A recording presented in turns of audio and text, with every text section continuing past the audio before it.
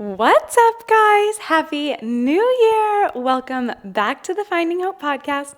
I'm your host, Kayla Bundy, and oh my gosh, it has been so long. I feel like since I've done a recording that's more recent.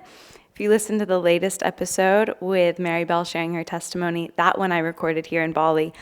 But before I left and started solo traveling, I had pre-recorded so many episodes so that I could keep the show going in case I didn't have a space to film in. And even once I got to Bali, I just felt like the Lord was teaching me so much, and I wanted to sit in that and sort of quiet my voice to be prepared and poured into and gain more wisdom, gain more discernment. And oh my gosh, you guys, I have missed talking so bad. I feel like the amount of lessons that I have learned, the revelations God has given me is like, I literally, now that I have a mic, this might be a 10-hour long episode. We just don't know. I'm kidding. I'll edit it down. I'll keep it under an hour. But that being said, I'm so excited for this new year. I feel so fired up. I feel so filled with just amazing things to share with you guys. So many tips. So many breakthroughs that I've had, that I've been able to see God's hand in so many ways that I never have before.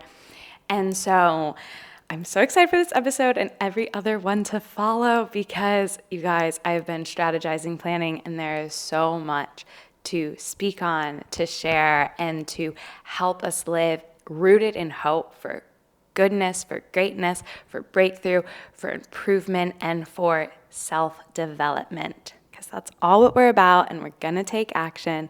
So welcome to the podcast. If you haven't already done so, be sure to turn on your notifications, subscribe. If you're watching on YouTube, check out the social media handles at the Finding Hope Podcast or my personal at Kayla Bundy Official, so we can stay connected and I can talk to you guys over there. Today's topic is finding comfort in the uncomfortable.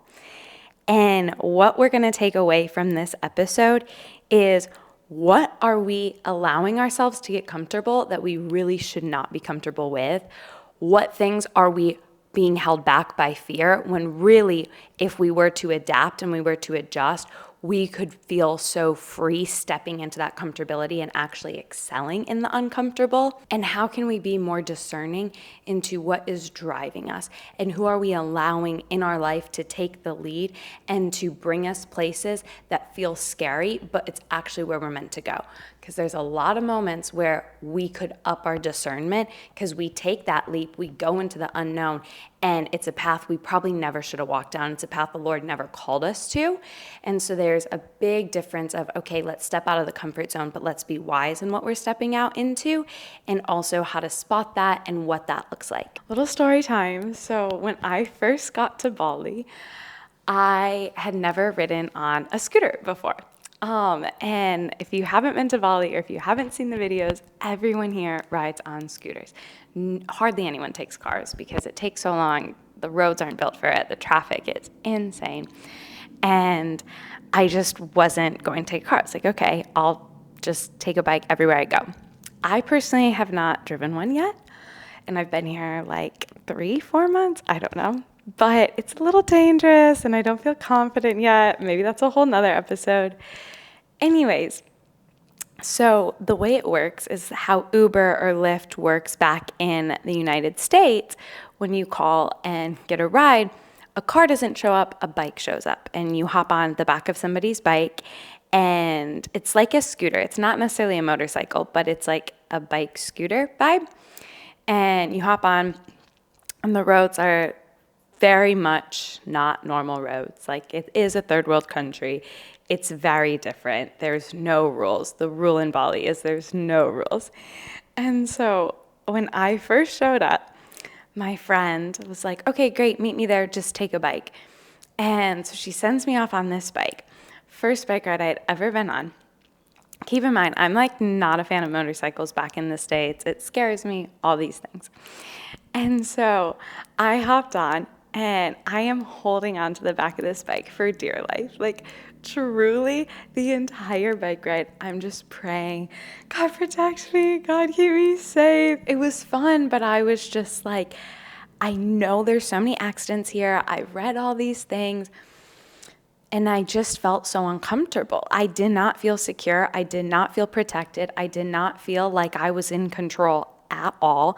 I was so at the hands of the person driving and then everyone else on the road and around me. And it required so much trust. And so I remember I was on the back of this bike and I was seeing other people riding on the back of bikes as well, because that's what everyone's doing. And they were on their phone. They weren't holding on. They were off in la la land. And I just thought, they are psycho. I hope I never lose my fear so that I stay holding on and I can make sure I'm secure. And this was the thought I had, which is so not it, but we'll get there. What I'm bringing this to is there's so many moments in life where it's new and we don't feel secure, we don't feel protected, and we don't feel safe. And we feel like if we were to actually trust where we're going, then we're giving up our control and we're giving up our ability to keep us protected. And it's so funny because as time went on, after a few bike rides, I ended up, now I'm the person that I don't hold on. I'm on my phone the entire ride. I am so comfortable. I feel so safe. I so quickly was able to adapt to something that once had me so fearful of my life and all the unknowns and all the possibilities of being in a place where truly nothing was shielding me. Nothing was around my body. Nothing was on me. Nothing was going to protect even like the smallest little incident.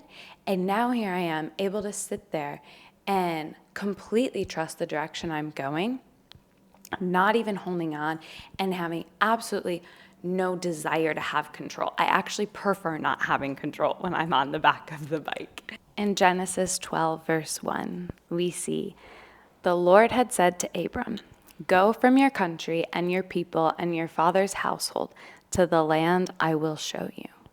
God called Abraham to leave everything familiar, his home, his people, his country, his comfortability, and to follow God into the unknown, into the future.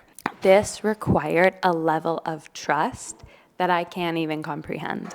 But Abraham's willingness to step into the discomfort became the foundation of God's covenant blessings for generations. Discomfort is often the starting point for God's greater purposes. Being on that bike felt so out of control. But when I had a driver that I trusted, that felt safe, that I could discern that they were a good driver, it was easy for me to leave everything behind and to give my life into that person's hands. And every single time I step on that bike and I hop on, it's a representation and it's a reminder for me to be in total surrender, because when God's guiding the boat, when God's guiding the path, when God's guiding the driver, you are in the greatest hands.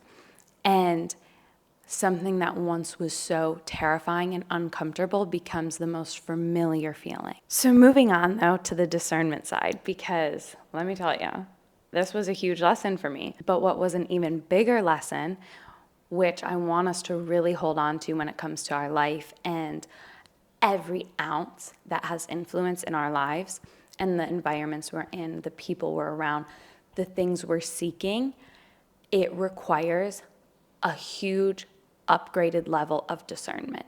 Because if we are going to let ourselves be uncomfortable and do that in a way that we're going to grow, and we know that, okay, I've learned when I hop onto a bike, I've learned that now, since I've done it so many times, it's created comfortability. However, it's also created comfortability with the wrong drivers.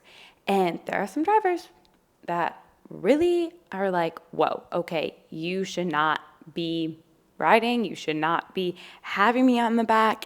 And it brings back that discomfort. But a lot of times I won't even notice because I've gotten so comfortable that when there is a bad driver, I'm like, oh, didn't even faze me, didn't even notice. And I'm still so trusting, even though the driver is not trustworthy. And I feel like in life, there are so many things where I have allowed myself to become comfortable, and it's not something I ever should be comfortable with. And I think it's easy to allow yourself to adjust to environments, to circumstances, to people. And then because you feel safe in those spaces, things can be said, things can be done that create this false sense of safety and security and a feeling like, oh, that's okay. Maybe that's something I should try or step into when it's not. And so I think it's so important, us as Christians, us as believers in the Lord, us as just humans wanting to improve and to do better, to realize how adaptable we truly are. God has given us that gift. He has created us to be so adaptable and to be able to change and embrace change so well and so beautifully, but that also requires a level of discernment to make sure what we're adapting to and changing for and changing with is actually going to benefit and improve and serve a bigger purpose than just taking us down a path that's going to end in destruction. Because I firmly believe sin leads to death. And I want to be able to eliminate all possibilities, opportunities of sin because it kills. And it might not actually kill my life, but it kills so much inside of me. It kills my joy. It kills my confidence. It kills my desire to speak. It kills my desire to be around people. It kills my belief that I'm made for more. It kills my social skills. It kills my body in ways with injuries. And so anything that could lead to death in an area in my life, I don't want to go down. And it requires discernment because I'm able to adjust. I'm able to get comfortable, especially like if you're in the gym, things can feel so weird, not right. It can be painful. And you have to learn, okay, what pain is good and what pain is going to cause injuries. And you have to build that discernment and that awareness of your body to know it's good to push it. It's good to get uncomfortable. But when things are uncomfortable in a way that's going to cause destruction, that's not good. When it's uncomfortable in a way that it's breaking things to actually build a stronger body, that's amazing. 1 John 4:1 says, "Dear friends, do not believe every spirit, but test the spirits to see whether they are from God, because many false prophets have gone into the world." Romans 12:2 also says, "Do not conform to the patterns of this world, but be transformed by the renewing of your mind. Then you will be able to test and approve what God's will is, his good, pleasing, and perfect will." So here we're told that we need to test whether it's from God or not. We're told how to be discerning. And we are told what we need to do on our end to build up that awareness so that we can see, oh, is this God's will? Is this something good for me? Is this a change and an uncomfortability that isn't worth stepping into, that is actually going to cause destruction? By saying, do not conform to the patterns of this world, but be transformed by the renewing of your mind. The Lord shows us how to renew our mind. We renew our mind daily in his word. We get covered by his word. When we're able to absorb it, then so much transformation happens. And so just daily being in his word is so important. I also feel like renewing of the mind is renewing your mind with truth, constantly renewing your mind with truth. Like I said, sin creates death. Sin leads to death. If there's any thoughts in your head that are leading you to believe things that aren't true about yourself and that cause the good fruits of the Spirit to die, those are things that need constant renewal of truth. And truth that's not rooted in fear, because I know when I was going to step into this season of traveling and being in Bali, really just letting God lead, I had zero plan, guys. Truly, I had no plan. I had no timeline. I was just like, I guess I'll figure out where I'm sleeping and where I'm going to go, what countries I'm popping into when the Lord guides me there, and he'll provide. And there was so many people in my life because that was very uncomfortable for me. That actually isn't natural for me.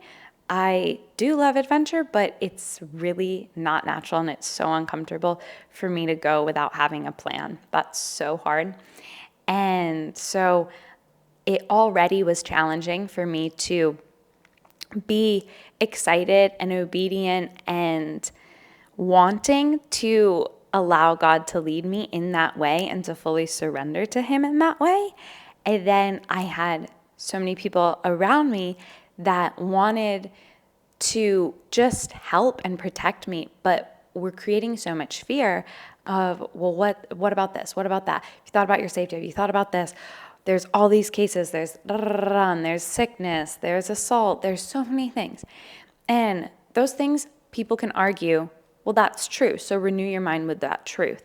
Renew your mind with truth about your scenario, your situation, what could happen, and be discerning in that way. And I want to say that I do think an ounce of that is helpful, but I think anytime we are reminding ourselves of truth when it's rooted in fear, that is not of the Lord.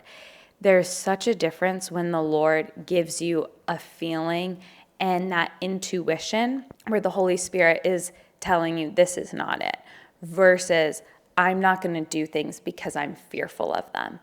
And when I say it's so important to renew your mind with truth, I mean renew your mind with truth that is not rooted in fear. And it can be the same things. I can say to myself, these things are happening, but I can also renew my mind in truth, knowing, but I'm God's daughter. I trust His Holy Spirit to give me discernment in scenarios that I should not be a part of.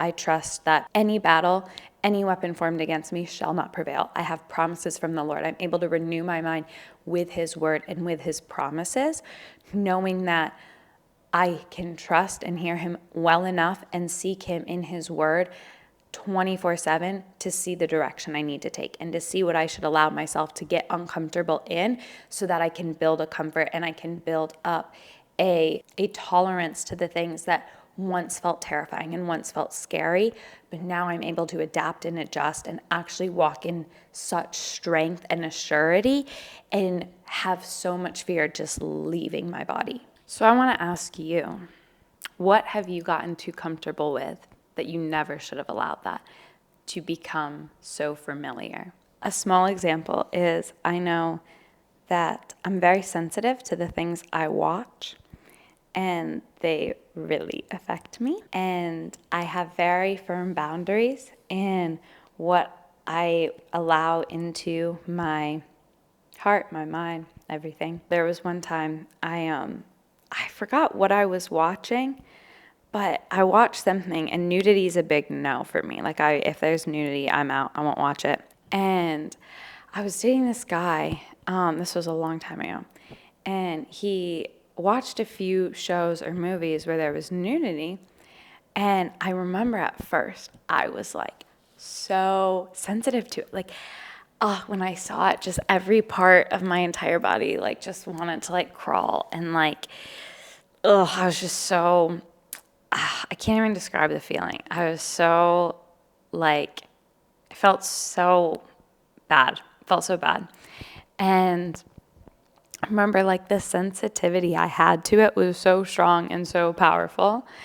And I remember that feeling so vividly. And then other people in my life were watching things that everyone was watching, because there's that in everything, let's be honest.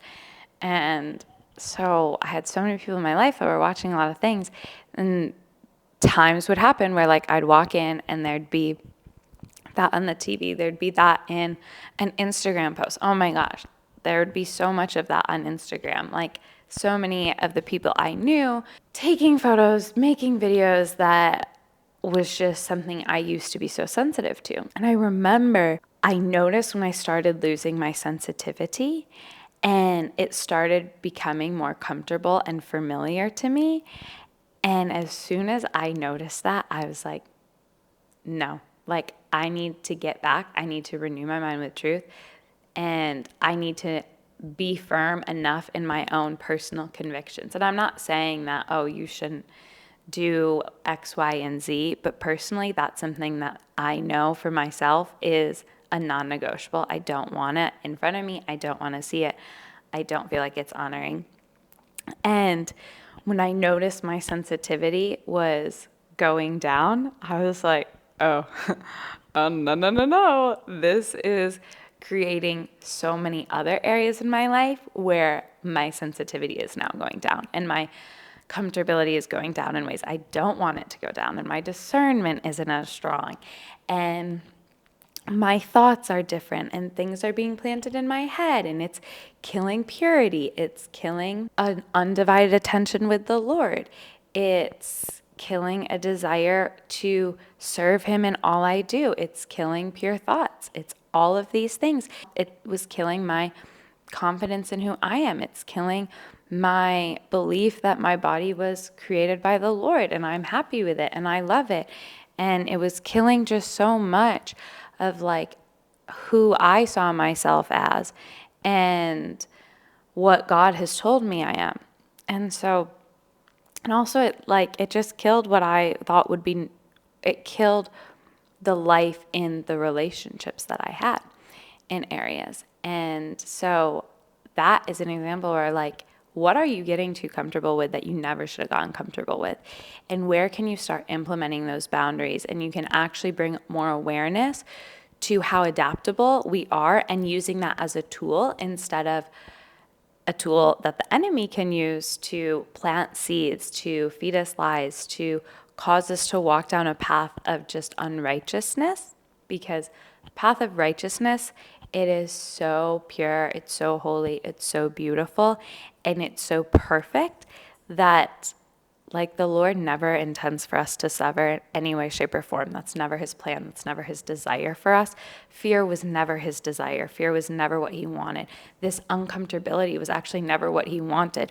When he created Adam and Eve and he created the Garden of Eden, the second they felt uncomfortable, he was like, who told you should feel uncomfortable? Who planted that seed in your head? Comfortability was God's plan from day one. We were supposed to be comfortable 24/7 with everything. We didn't have to step into this uncomfortability to learn, to heal, to grow, to all of these things.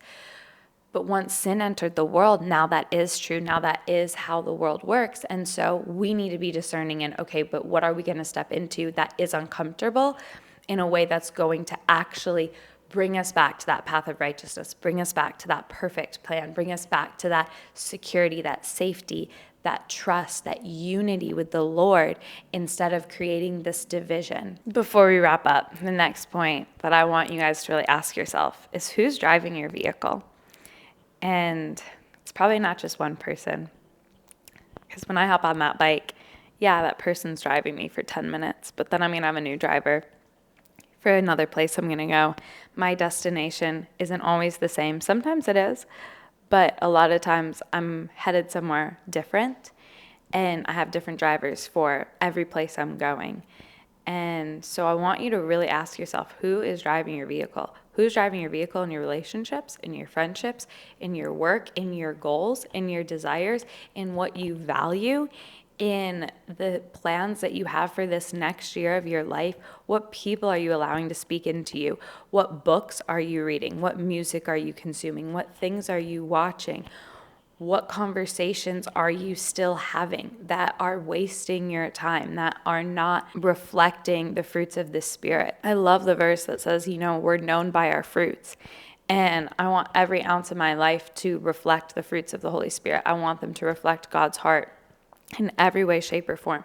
And there's so much that I like to become aware of because I can easily get comfortable with the things that are not producing fruit and they're producing the weeds. Or maybe they're not producing weeds, but they're definitely not producing more and more fruit. So I just want to encourage you to reflect on that and really ask yourself, who is leading things? And are you leading it? Is God leading it? Are other people leading it? Are the books you're reading leading it? Are the mentors leading it? And not that any of that's right or wrong. Just be aware and be discerning. Because there's things that I listen to, and when I hear it, I'm a little uncomfortable, and I don't really align with it, and I don't really resonate with it. but I'm imperfect and I live in an imperfect world. And I have to trust that I believe in a perfect God, and I have to be open enough for him to reveal things to me that feel uncomfortable, that don't feel like they align with me. Because if everything aligned with me, then I would be my own God and I would know every ounce of what's right and wrong. And I don't. I'm human. I'm full of flaws. And so really, like, being in a heart posture of, okay, let's be open to receive. Let's be open to be wrong. Let's be open to being uncomfortable. But let's also be discerning on what we're uncomfortable with, on who's leading this, who's driving us, what factors in our life are contributing to things now becoming familiar to us. Because guess what? When things are familiar, you don't even have to think twice about anything. You can just proceed.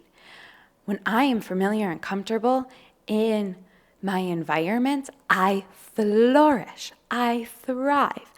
And the second that fear is gone, the second the uncomfortability is gone, all of it, I am bursting with life. I'm bursting with joy. And God can use it for so much of my life and for the people around me and to glorify him.